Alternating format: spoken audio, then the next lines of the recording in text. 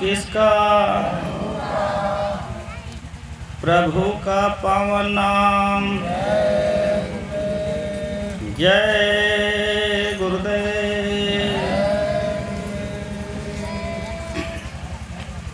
सर्वत्र विराजमान परम पूज्य स्वामी जी महाराज, दूर दराज से आए हुए आप सभी सम्मानित पिता पितामह, माताएं, बहनों, नौजवान साथियों एवं प्यारे बच्चों, आज हमारा बड़ा ही सौभाग्य है कि परम पूज्य स्वामी जी महाराज के वचनों को सुनने सुनाने का अवसर मिला हुआ है तथा आप सबका दर्शन मिला है। परम पूज्य स्वामी जी महाराज हमको आपको सबको समझाए, बच्चा यहाँ तुम्हारा देश नहीं है, हम और आप जो है पराये देश में रहते।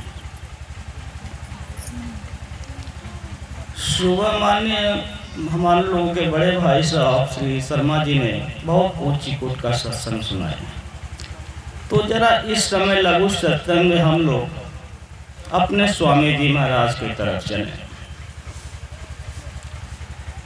देखें, स्वामी जी महाराज को इतनी बड़ी दौलत हमको और आपको बांटने के लिए मिली। स्वामी जी महाराज को जितनी यातनाएं दी गई, शायद यहाँ से ब्रह्मांड तक अब तक किसी को नहीं दी गई। स्वामी जी महाराज को सिर्फ एक को छोड़ करके सब लोगों ने तकलीफें दिया। हमने भी दिया, आपने भी दिया, सारी दुनिया के लोगों ने दिया। विश्व की धरती पर एक ऐसी भी धरती है जिस धरती पर एक घराना मिला,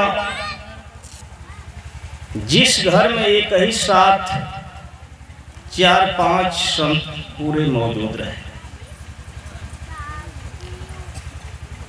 देखें, आप जो है रामचरितमानस जो लिखे हुए गोस्वामी जी महाराज का नाम सुने हैं। गोस्वामी जी महाराज जब शरीर छोड़ करके चले गए, अपने कुछ संकल्प को रख करके घट रामायण को लिख करके छिपा करके चले गए। पुनर्जन्म में हाथरस जिले में आते हैं, उसी नाम से अवतरित हुए और सत्संग जारी किए उसी घट रामायण से। जब गोस्वामी जी महाराज जाने लगे तो जाने से पहले जो है अपना उत्तराधिकारी सेठ शिवदयाल सिंह जी महाराज को बना दिया, जिनको हम और आप दुनिया के लोग राधा स्वामी जी महाराज के नाम से जानते हैं। राधा स्वामी जी महाराज की दया की धार जो है 3 शाखाओं में विभक्त हुई, क्योंकि महापुरुषों को ये मालूम था कि आगे भविष्य में जो है इस कलयुग में कलयुग जाएगा और सतयुग आएगा, जिसकी यह स्थापना स्वामी जी महाराज को करनी है। इनके लिए प्लेटफॉर्म तैयार किया जा रहा है। सेठ शिवदयाल सिंह जी महाराज उधर आगरा में राय शालिग्राम माथुर जी को आदेश दिए, जीवों को तुम भी समझाओ चेताओ। दिल्ली में गरीब साहब जी महाराज को भी आदेश कर दिए और उधर पंजाब में जयमल सिंह जी महाराज को भी आदेश कर दिए। ये 3 महापुरुष जो है पूरे धरती पे छाप गए। आगरा में राय शालिग्राम माथुर जी जब जाने लगे तो पंडित ब्रह्म शंकर मिश्र जी को अपना उत्तराधिकारी बना दिए, और इधर दिल्ली में गरीब साहब जी महाराज का जब जाने का वक्त हुआ तो उन्होंने राम बिहारी दास जी को उत्तराधिकारी बनाया, आदेश दिया जीवों को समझाने चेताने का। और इधर देखें, चिरौली में हम लोगों के दादा गुरु महाराज के बड़े भाई साहब पंडित श्री विष्णु दयाल शर्मा जी को आदेश कर दिया।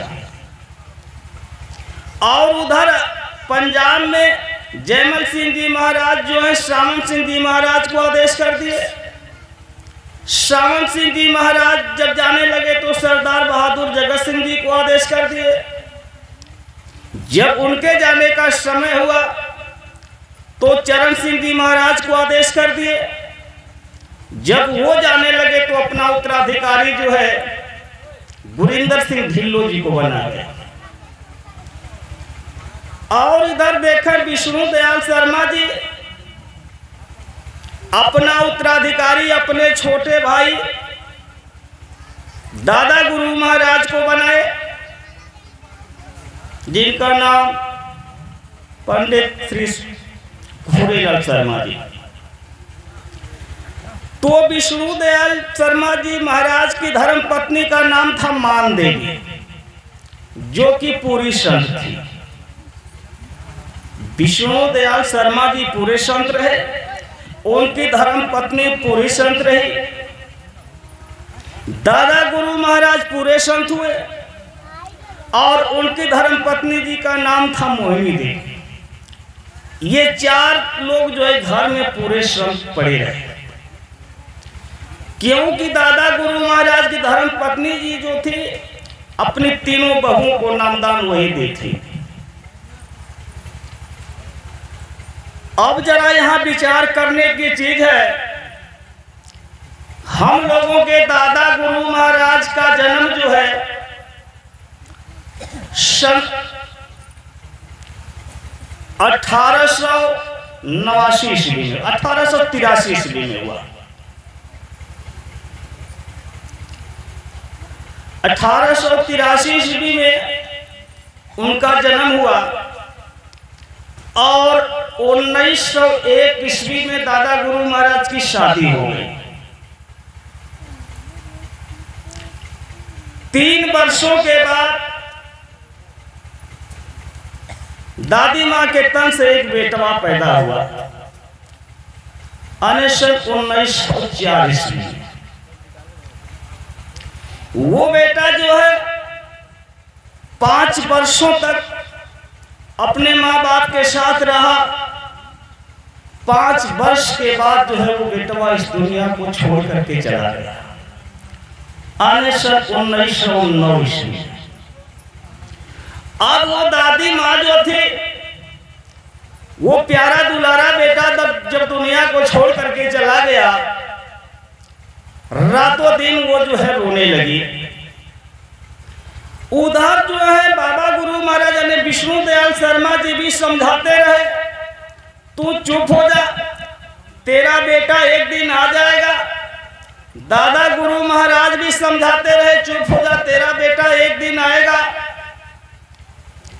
आने जब वो 5 बरस का बेटा इस दुनिया को छोड़ करके चला गया सन 1909 ईस्वी में, वही बेटा जो है पुनर्जन्म में अवतरित हुए, मां के तन से पैदा हुए। उस हिसाब से अब सब लोग जानते हैं कि स्वामी जी महाराज जो है दादा गुरु महाराज के सबसे बड़े बेटे हैं, जो शरीर छोड़ करके चले गए, पुनर्जन्म में वही आए। तो सन 1910 इधर जब स्वामी जी महाराज 2012 में खेल किए तो आश्रम के जिम्मेदार लोगों ने ऐलान कर दिया स्वामी जी महाराज की उम्र 116 साल। आखिर ये कैसे हो सकता है? उस हिसाब से तो 102 बरस हुआ, लेकिन वो क्या माजरा है आप समझे और वो लोग समझे।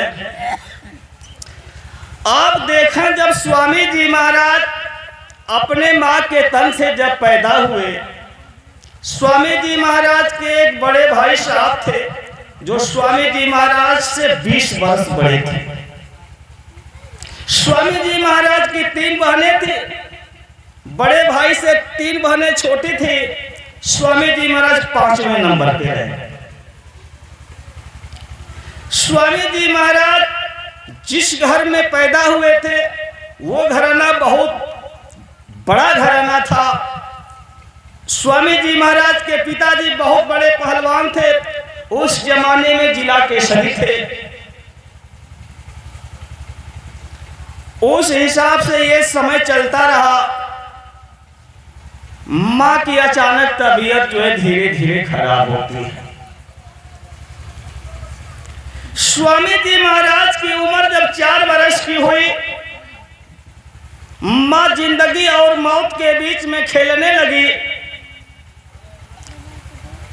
और अपने बड़े बेटे को बुलाई, अपनी बहू को बुलाई, अपनी तीनों बच्चियों को बुलाई और स्वामी जी महाराज को भी बुलाई। बुला करके स्वामी जी महाराज को अपने गोद में बिठा करके रो रही हैं। अपने बड़े बेटवा को जिम्मेदारी दे गई, ये बेटा मैं अब इस दुनिया को छोड़ करके जा रही हूं और ये हमारा छोटा बच्चा जो है मैं तुम्हारे हवाले करती हूं। तू इसको अपना छोटा भाई मान करके, तुम्हारा छोटा भाई तो है ही है, लेकिन माँ का प्यार भी तुम्ही को देना है। तुम्हारे पिताजी की भी तबीयत खराब रहती है, उनका भी कोई भरोसा नहीं है, तो ये बेटा मैं अपने इस बेटवा को तुम्हारे हवाले करके चली जाऊंगी और अपनी बहू को भी कहिए बेटे ये हमारा बेटा तुम्हारे हवाले है, इसकी तुम लोग देख रेख करना। स्वामी जी महाराज के सर को सहलाते हुए माता जी ने कही, ये बेटा तू शादी मत करना और किसी महापुरुष की तलाश करके प्रभु को प्राप्त कर लेना। माँ के आंखों में आंसू है, रोते हुए अपने बेटवा को गोद में लेकर के इस दुनिया से विदा हो। अब देखें स्वामी जी महाराज 2-2.5 बरस तक अपने भाई भाभी के साथ, बहनों के साथ, अपने पिताजी के साथ रहे, लेकिन ऐसा कर्मों का संयोग बना कि इनके पिताजी की भी हालत नाजुक हो गई और वो भी इस दुनिया से जाने की मौज फरमा दिए। वो भी अपने बेटे को, बहू को बुला करके कहे, बेटा ये हमारा छोटा बेटा तुम लोगों के हवाले छोड़कर नहीं जा रहा हूं। वो भी इस दुनिया को छोड़ करके चले गए। स्वामी जी महाराज की उम्र 6.5 बरस के आसपास रही। धीरे धीरे बड़े भाई साहब के अंदर लोभ पैदा हुआ, भाभी जी के अंदर भी लोभ लालच पैदा हुई और स्वामी जी महाराज को यातनाएं लोग देने लगे। नौबत यहां तक आ गई कि लोग मारते पीटते रहे धन के लालच में कि अगर ये हमारा छोटा भाई न रहता, ये हमारा देवर न रहता तो ये सारी दौलत हम लोगों की हो जाती। मारते पीटते हुए एक दिन योजना बना करके भाई साहब और भाभी जी मिल करके दूध में जहर पिलाया। दूध में जहर मिला करके सोचा लोगों ने कि दे दिया जाएगा और ये दूध पी करके मर जाएगा और ये सारी दौलत हम लोगों की हो जाएगी। अचानक कहीं से बिल्ली आती है और दूध को गिरा देती है। दूध को जब बिल्ली गिरा दे, कुत्ता आया, दूध को चाटा और वो मर गया।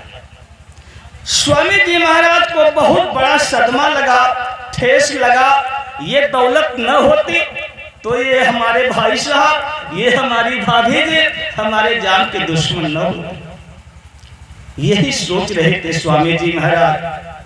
तब तक कुछ महीनों के बाद, अन्य 7 वर्षों के अंतर्गत ही दोबारा जहर देने की योजना बना लिए लोग, भाभी और भाई साहब। जब दोबारा जहर देने की योजना बनी, किसी पड़ोसी को मालूम हो गया।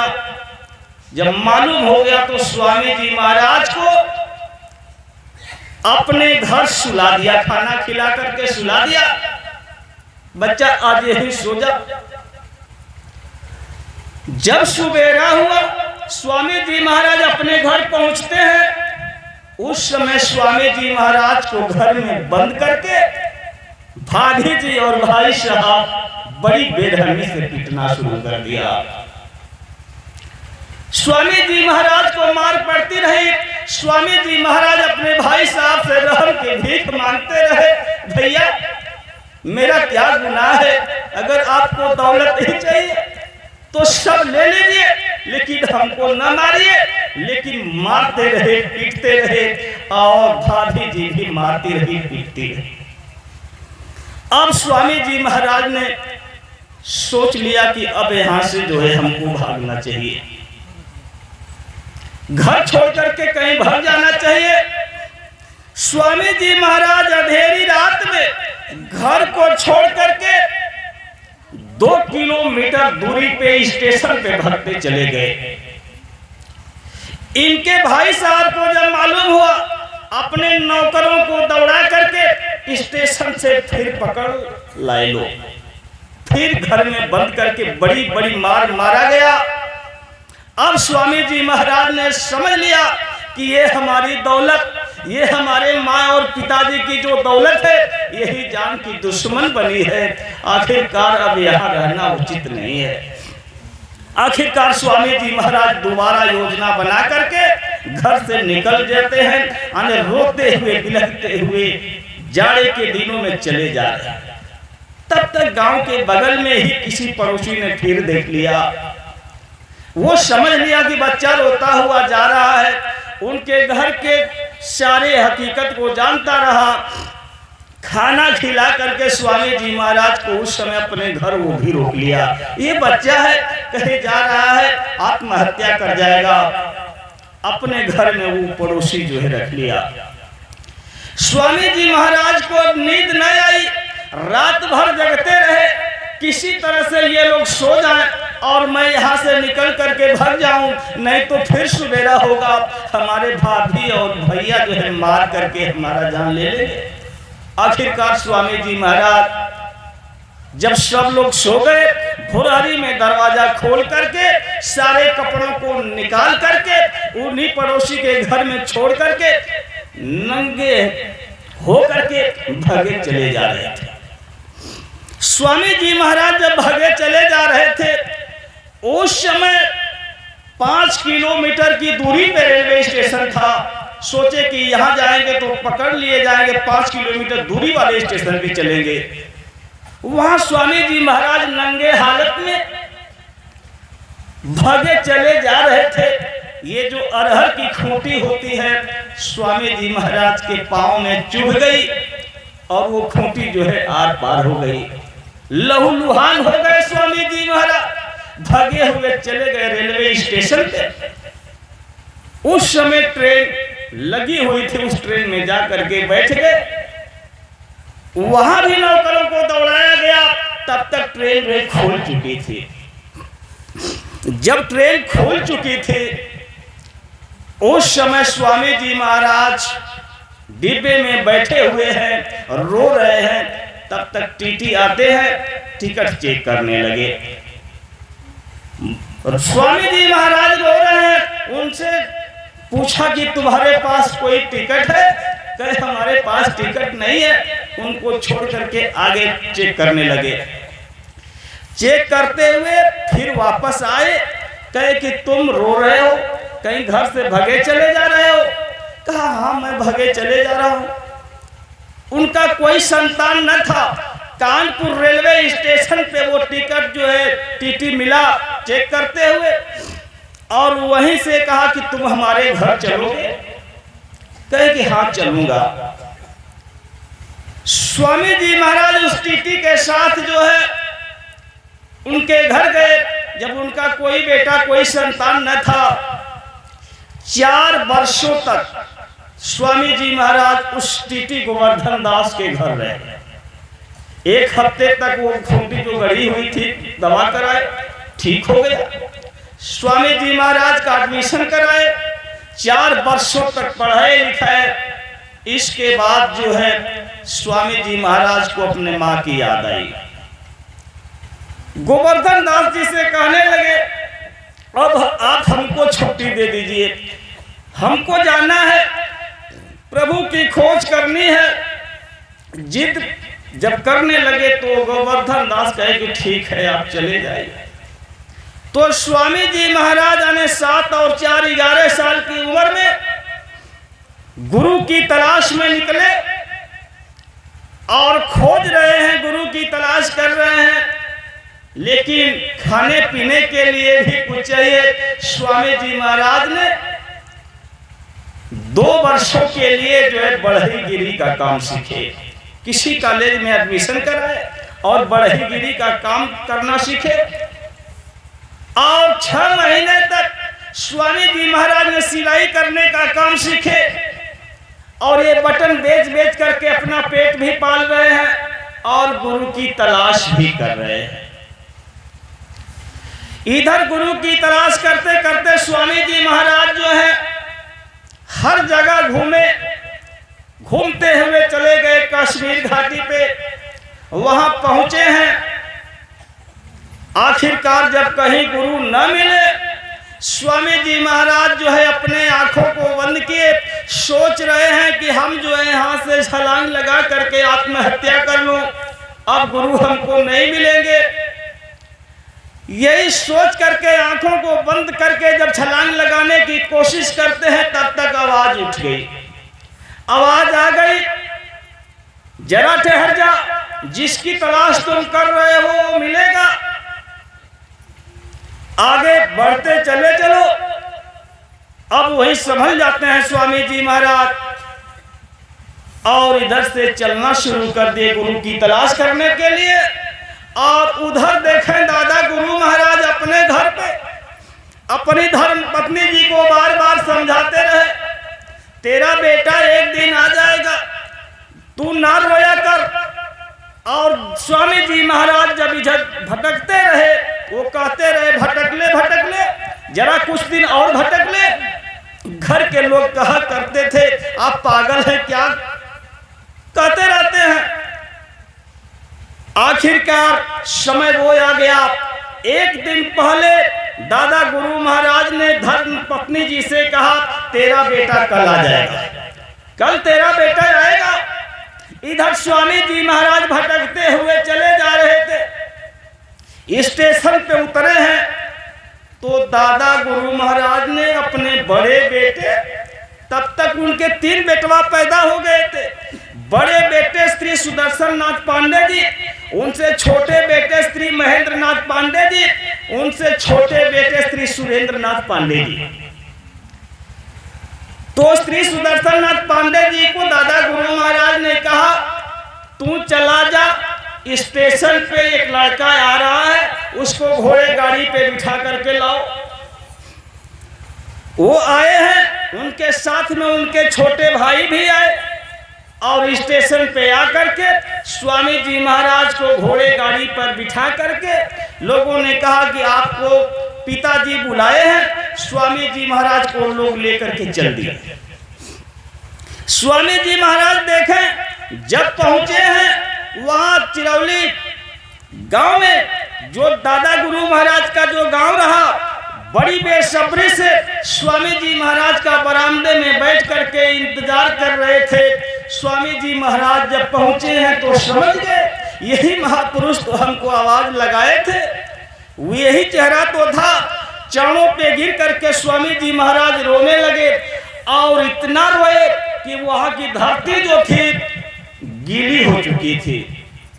स्वामी जी महाराज के सर पे अपना हाथ रख करके दादा गुरु महाराज सहलाते रहे, चुप हो जा बेटा, मैंने तुमको बुला लिया ना, अब तो चुप हो जा। लेकिन अपने आंखों से आंसुओं की धार बहाते रहे, अपने गुरु महाराज को द्रवित कर दिया। और उसी समय दादा गुरु महाराज ने स्वामी जी महाराज को नामदान दे दिया।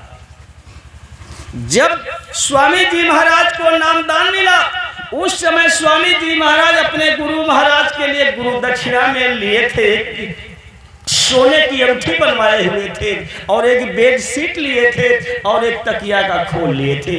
गुरु दक्षिणा में स्वामी जी महाराज ने उनको दिया। अब देखें 3-4 वर्षों तक स्वामी जी महाराज अपने गुरु महाराज के साथ में रहते रहे। जब दादा गुरु महाराज कहीं से आते रहते, स्वामी जी महाराज भाग करके अपनी गुरु माता जी के पास चले जाते थे।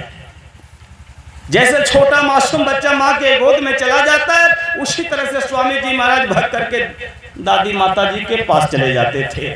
उस समय दादा गुरु महाराज डांट लगाते थे कि इसको समझाती नहीं हो, कितना बड़ा इससे काम कराना है, इसको बहुरिया बनाएगी, घर में बुलाकर बिठा लेती है, वो समझाती रहती है, तो हमको भी बोली सुनाता है, क्यों नहीं बात को समझता है। लेकिन धीरे धीरे समय जो है आगे बढ़ा।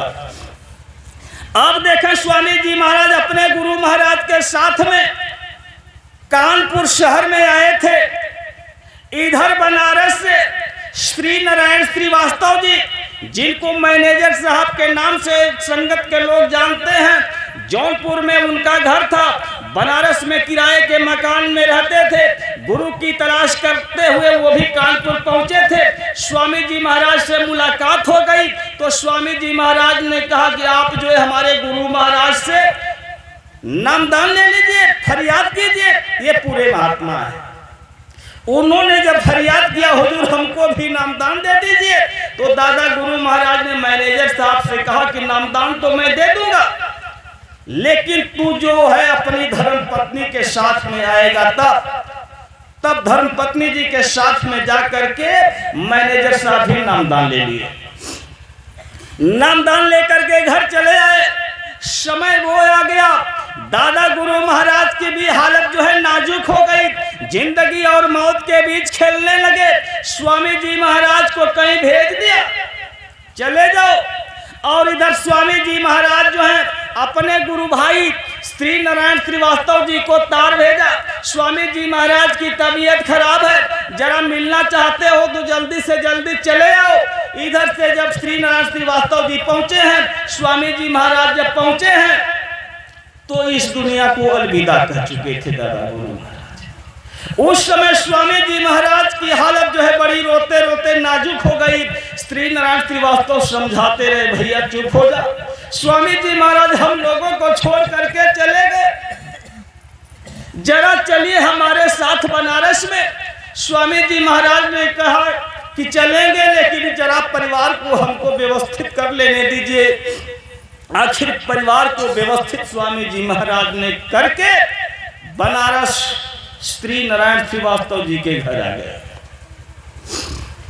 जब इनके घर आए, देखा उधर दादी माँ जो है स्वामी जी महाराज के साथ में रहती रही, लेकिन एक समय ऐसा भी आया, उनकी भी हालत जब नाजुक हो गई, तब कहने लगी, ये बेटा मैं इस शरीर को छोड़ करके जाना चाहती हूँ। तब स्वामी जी महाराज रोने लगे, अरे माँ हमको छोड़ करके हमारे स्वामी जी महाराज भी चले गए और तू भी चली जाएगी, हमारी दुनिया वीरान हो जाएगी, ये माँ हमको छोड़ करके तू न जा। लेकिन उस माँ के अंदर बेटवा के प्रति कितना प्यार था, जो हमने कहा कि एक को छोड़ करके सारे लोगों ने तकलीफ दिए स्वामी जी महाराज को। वो माँ का ममता का भंडार जो है उमड़ पड़ा। कहीं बेटा चुप हो जा, मैं नहीं जाऊंगी, मैं इस समय रहूंगी। आने स्वामी जी महाराज के कहने पे वो दादी माँ जो है अपने श्वासों की पूंजी को वापस मांग लेती है। रह गई कुछ वर्षों तक। इसके बाद कही, बेटा अब हमारी शरीर नाजुक हो गई, अब हमको जाने दे। स्वामी जी महाराज ने इजाजत दिया, ठीक है माँ जब जा। तब वो दादी माँ गई।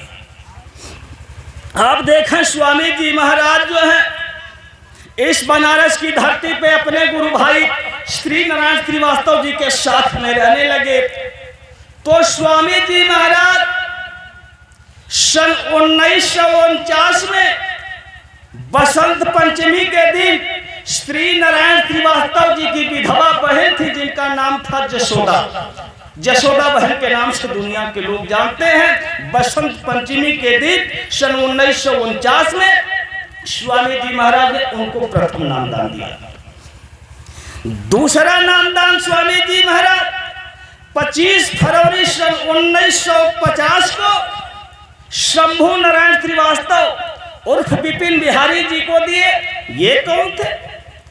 श्री नारायण श्रीवास्तव जी के गांव के रहने वाले अपने पड़ोसी, अपने खून खानदान के, इनके चचेरे भाई थे। शंभू नारायण श्रीवास्तव जी से कहे थे उनके बड़े भाई साहब कि तुम फर्स्ट क्लास इंटर में पास हो जाओगे तो मैं तुम्हारा एडमिशन बनारस में